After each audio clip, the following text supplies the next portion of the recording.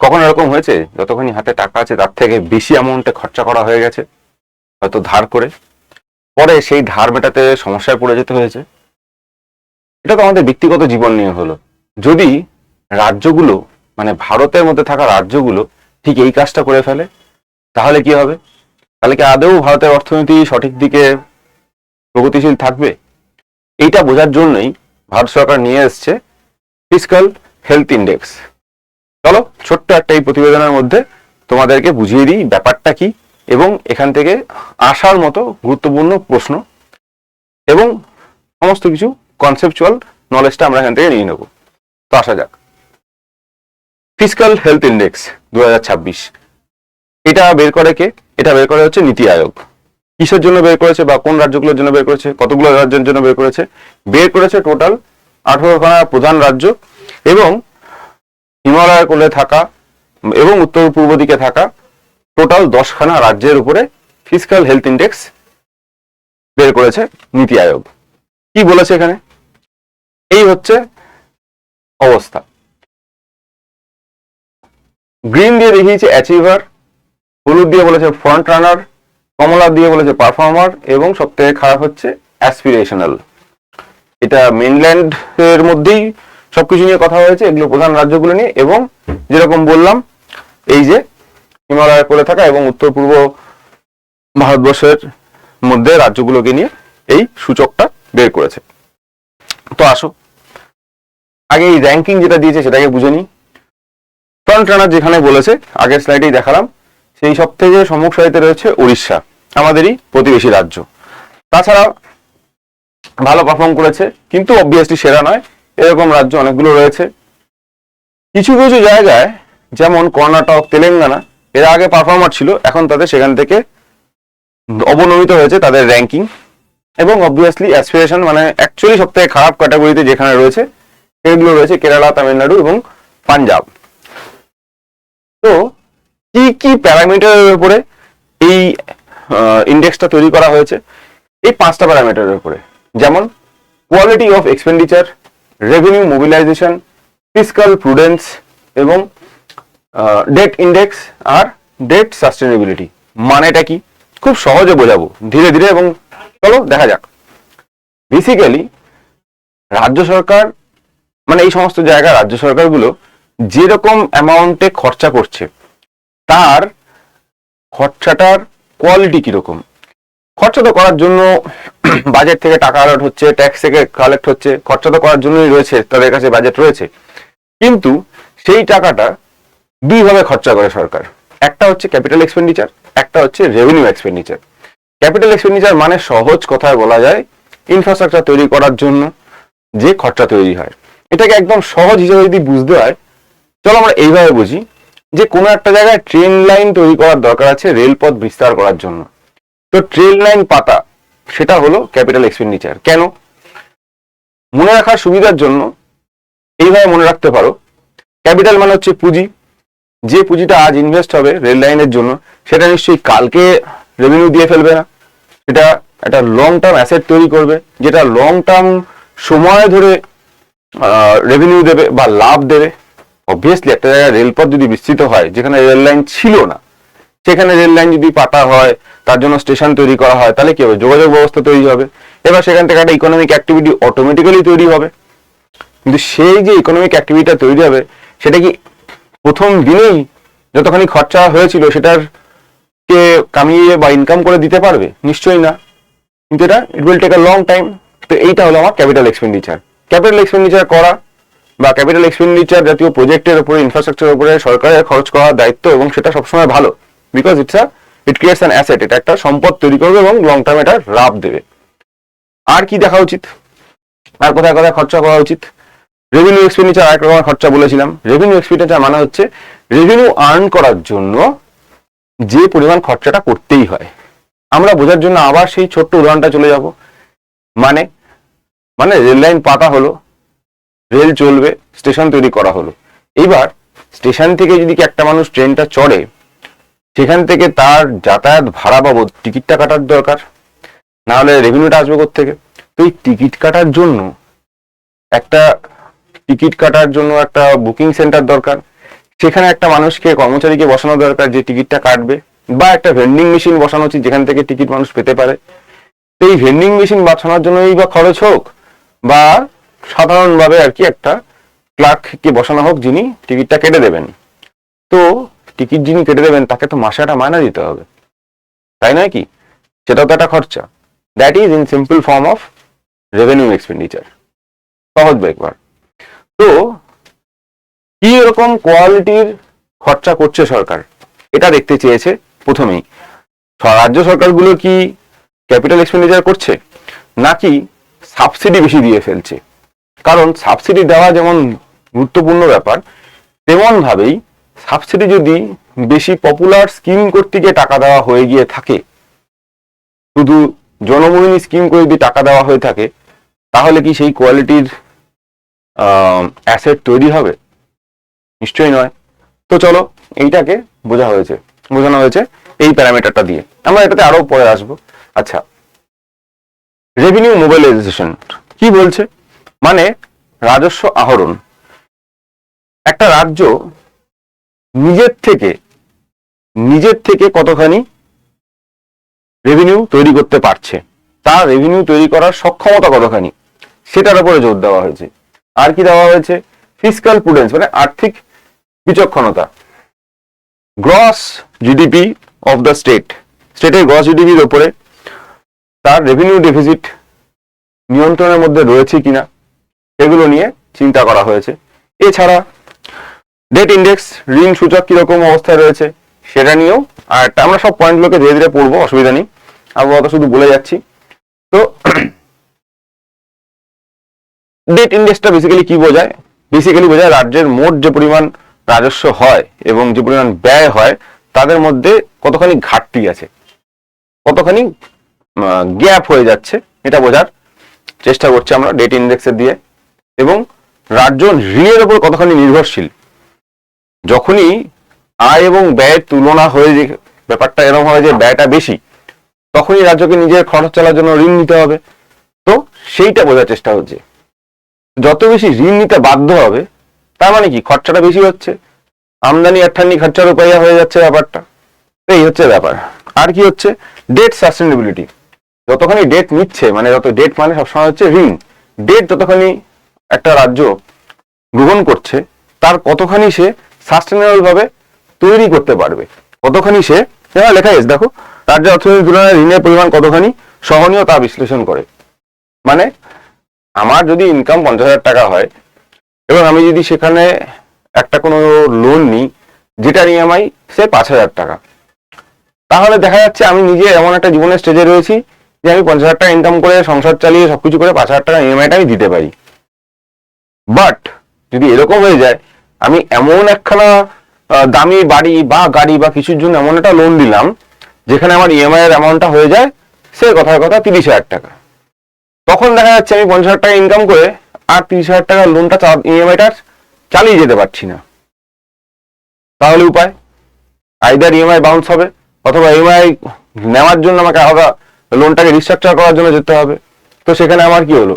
আমার এটা sustainable loan হলো না, রাদার এর থেকে কম অ্যামাউন্ট অফ লোন নেওয়া উচিত ছিল।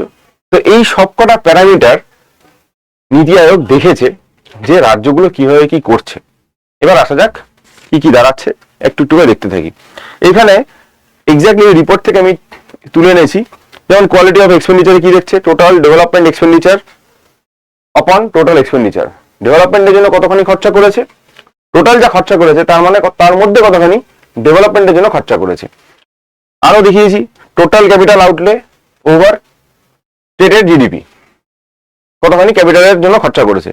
সেম ভাবে রেভিনিউ মোবিলাইজেশন, স্টেটের যা জিডিপি তার মধ্যে থেকে কতখানি নিজস্ব রেভিনিউ এসছে।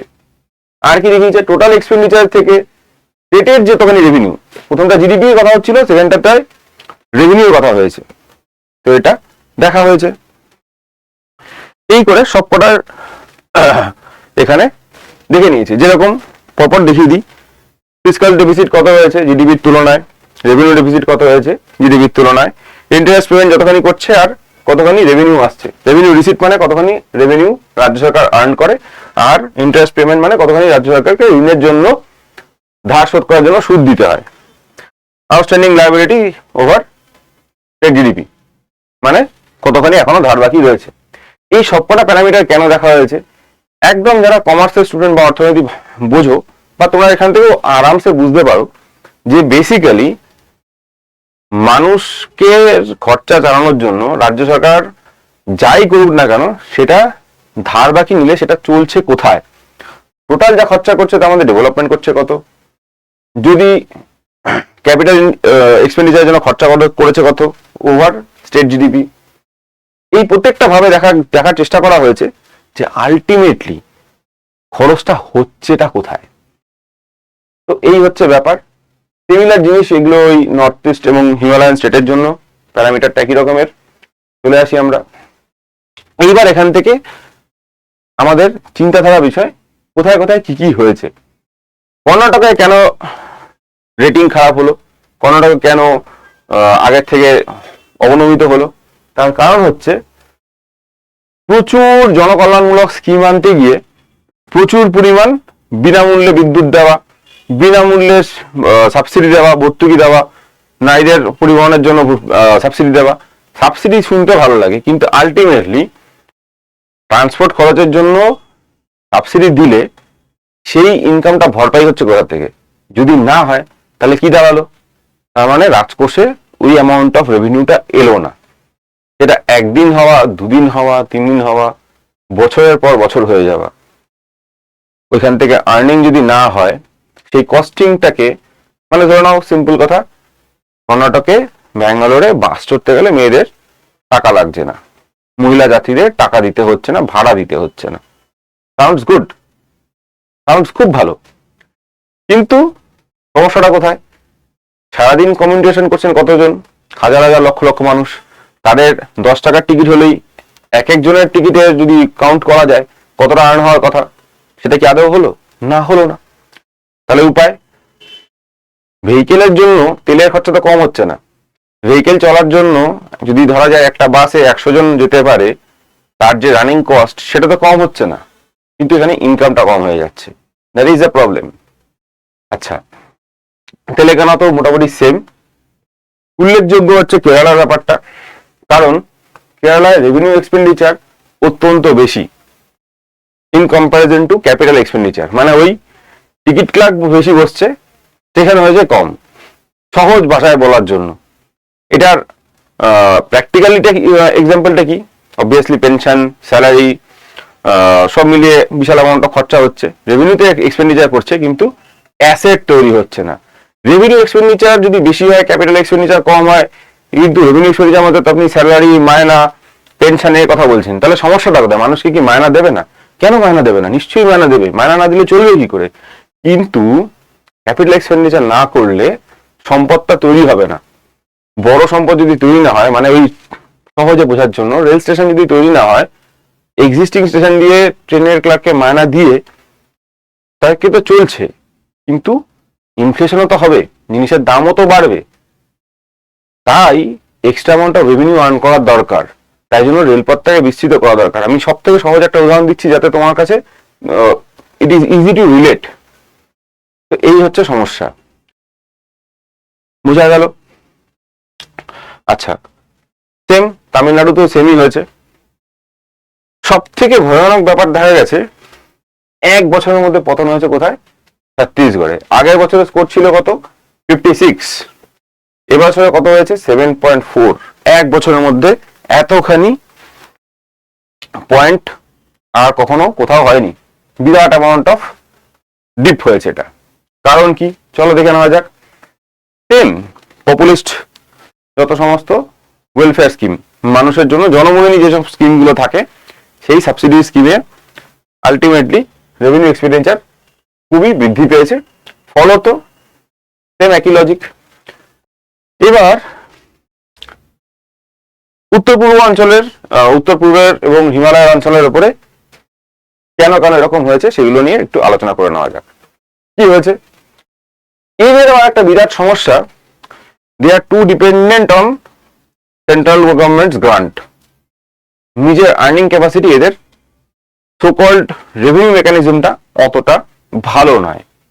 মোস্টলি ডিপেন্ডেন্ট আপন ট্যুরিজম, এবং ফলে এবং অবভিয়াসলি ন্যাচারাল যে বাধা বিপত্তিগুলো আছে, যতটা সমতলে যত সহজে এক্সপেন্ড করে কোনো ইনফ্রাস্ট্রাকচার তৈরি করা যায়, অবভিয়াসলি পাহাড়ের মধ্যে অত সহজে তো আর তৈরি করা যায় না। The challenge is there, but obviously আমাদের ভৌগোলিক চ্যালেঞ্জটাকে তো মানতেই হবে। তো এই হচ্ছে সমস্যা। এবার এদের যদি একই রকম বাকিদের সঙ্গে একই প্যারামিটারে তুলনা করা হয়, তাহলে তাদের সঙ্গে ইনজাস্টিস। তাই জন্য তো parameters have been quite different, যেটা দেখিয়েছি। শুধুমাত্র পরীক্ষার অ্যাসপেক্টে অতটা ডিটেলসে যাওয়ার দরকার নেই বলে আমরা ওটাতে সময় নষ্ট করছি না, বাট তোমাদের কাছে যখন এই পিপিটিটা থাকবে তোমরা সেটা দেখে নিতেই পারো। আচ্ছা, তো কি বলা হচ্ছে যেটাই, যে ওয়েলফেয়ার স্কিম কিন্তু আনাটা দরকার, মানুষের জন্য সুবিধা দেওয়া দরকার, কিন্তু আলটিমেটলি একটা ডিসিপ্লিন দরকার, ফিসকাল ডিসিপ্লিন, মানে সরকারের টাকা পয়সা খরচ করার জন্য একটা ডিসিপ্লিন ম্যানারে খরচ করা দরকার।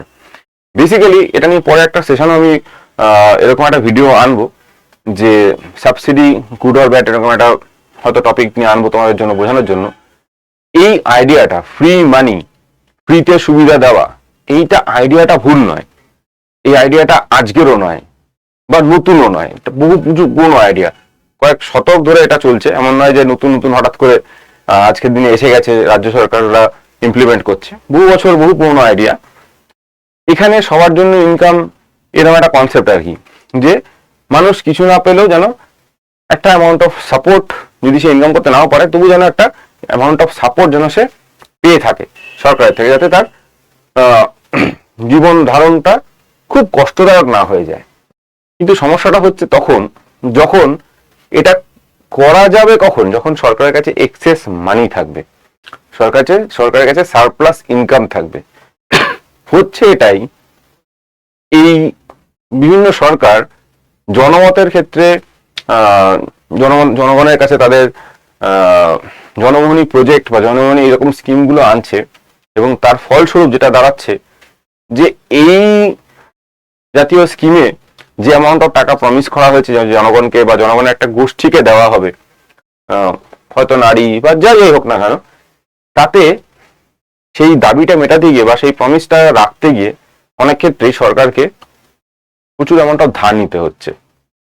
তাহলে ওই হলো, ধার নিয়ে সেটা বিলিয়ে দেওয়া হলো, যেটা আলটিমেটলি দেশের ইকোনমি এবং রাজ্যের ইকোনমিটাকে, অর্থনীতিটাকে হ্যাম্পার করতে চলেছে। তাই জন্য রেকমেন্ড করা হচ্ছে যে একটা ডিসিপ্লিন ম্যানারে খরচা করা হোক, ক্যাপিটাল এক্সপেন্ডিচারের পিছনে আগে জোর দেওয়া হোক, কারণ ক্যাপিটাল এক্সপেন্ডিচার একদিনের দিনই লাভ না দিলেও ইন দ্য লঙ্গার রান একটা সাস্টেনেবল ভাবে ধীরে ধীরে ঠিক লাভটা তৈরি করতে শুরু করবে।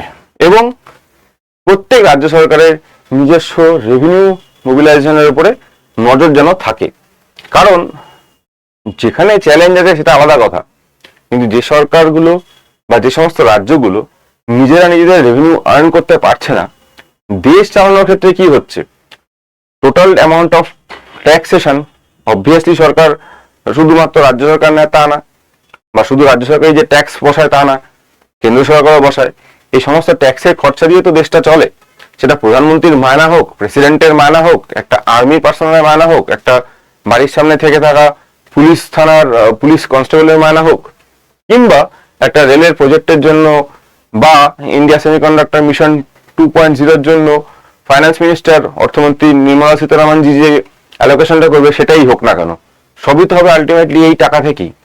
তো দেশের 28খানা রাজ্যের মধ্যে 5টা রাজ্য যদি ভালো পারফর্ম করে, বা 5টা রাজ্য যদি নিজেদের খরচাটা প্রুডেন্টলি করে, বাকি 18টা রাজ্য যদি ঠিক মতো খরচা না করে তাহলে বিপদ, বা 10টা রাজ্য যদি ঠিক মতো খরচা না করে তাহলে বিপদ। তাহলে আলটিমেটলি আমাদের সেই ফাইন্যান্সিয়াল ইমার্জেন্সির দিকে আমরা এগিয়ে যাব, যেখানে সমস্ত রাজ্যই ধীরে ধীরে বলবে আমার কাছে টাকা নেই, আমি আমার কোনো প্রজেক্ট করতে পারছি না, সরকারি চাকরিজীবীদের মায়না দিতে পারছি না, কোনো ডেভেলপমেন্ট প্রজেক্ট করতে পারছি না। তো এই জিনিসগুলো মাথায় রাখার জন্যই, এই জিনিসগুলোর যাতে খরচা বাবদ ঠিক জিনিসটা যেন খরচাটা উইথ প্রুডেন্স বা বিচক্ষণতার সঙ্গে হয়, সেটা বোঝায় এই জিনিসটা। ওকে, তো আপাতত মোটামুটি এটা হলো আজকের টপিক। আসার মতো খুব সিম্পল একটা কোশ্চেন কি, সেটা হচ্ছে ফিসকাল হেলথ ইন্ডেক্স কে নির্ণয় করে, দ্যাট উইল বি নীতি আয়োগ। আর আসার মতো কম কোশ্চেন কি, ক্যাপিটাল এক্সপেন্ডিচার, রেভিনিউ এক্সপেন্ডিচার ইত্যাদি জিনিসগুলো, যেটা অলরেডি তোমাদের বুঝিয়ে দিলাম। এবং এই ডকুমেন্টটা তোমরা যদি পেতে চাও, এই হোয়াটসঅ্যাপ গ্রুপ এবং এই টেলিগ্রাম গ্রুপটা জয়েন করে যাও। এখানে একটা স্ক্রিনশট নেওয়ার জন্য আমি একটু সরে যাচ্ছি, আশা করি তোমরা ওপেন স্পেস দিয়ে এই স্ক্রিনশটটা নিয়ে নিতে পারবে এবং এখান থেকে তোমরা এই ডকুমেন্টগুলো কালেক্ট করতে পারো। ধন্যবাদ আড্ডা 24/7 চ্যানেলকে ফলো করার জন্য, এবং আশা করি তোমাদের প্রিপারেশন খুব ভালো হোক।